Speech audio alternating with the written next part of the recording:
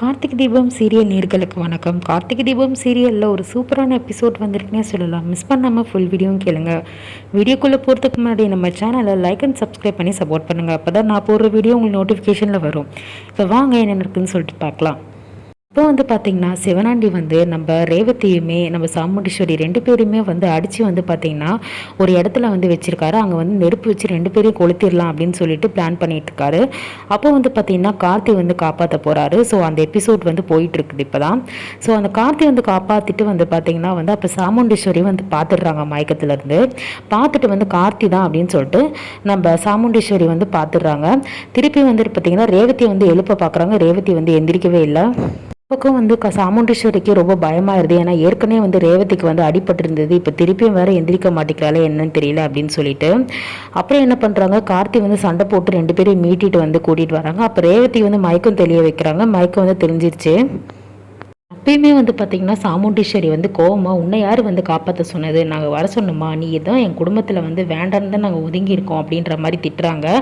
அப்போ கார்த்தி அத்தை தேவையில்லாமல் பேசாதீங்க, உயிர் போகிற நேரத்தில் இதெல்லாம் தேவையாயிப்போ அப்படின்னு சொல்கிறாங்க. இது உங்களுக்குன்னு இல்லை, யாருக்காக தான் நான் இப்படி தான் பண்ணியிருப்பேன் அப்படின்ற மாதிரி சொல்கிறாங்க. யாருக்காக இருந்தாலும் இல்லை, இனிமேல் நாங்கள் செத்தாலும் சரி எங்கள் வாழ்க்கையில் நீ குறுக்க வராத அப்படின்ற மாதிரி திட்டுறாங்க. ரேவதி பார்த்திங்கன்னா கண்ணு முழிச்சு பார்க்குறாங்க யார் அப்படின்னு சொல்லிட்டு. கார்த்தின்னு தெரிஞ்சிருது. அப்போ எம்டி சார் அப்படின்னு கூப்பிடும்போது அவங்களுக்கு பதட்டமாக இருது. என்னன்னு தெரியல. இவ எம்டின்னு சொல்லிட்டு கூப்பிட்டா என்னன்னு தெரியலையே அப்படின்ற மாதிரி யோசிக்கிறாங்க. வீட்டுக்கு வந்ததோ சாமுண்டீஸ்வரி எல்லாரும் விசாரிக்கிறாங்க.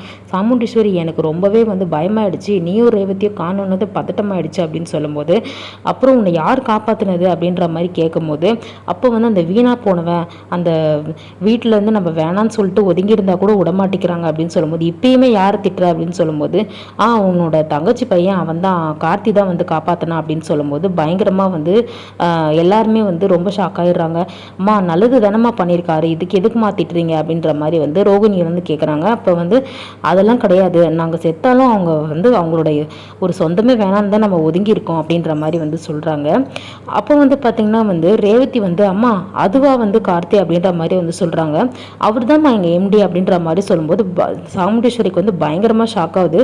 என்ன சொல்கிற ரேவதி, நான் இவரை ஒன்றே நான் 2 நாள் முன்னாடி நான் பார்க்கலையே அப்படின்ற மாதிரி சொல்கிறாங்க.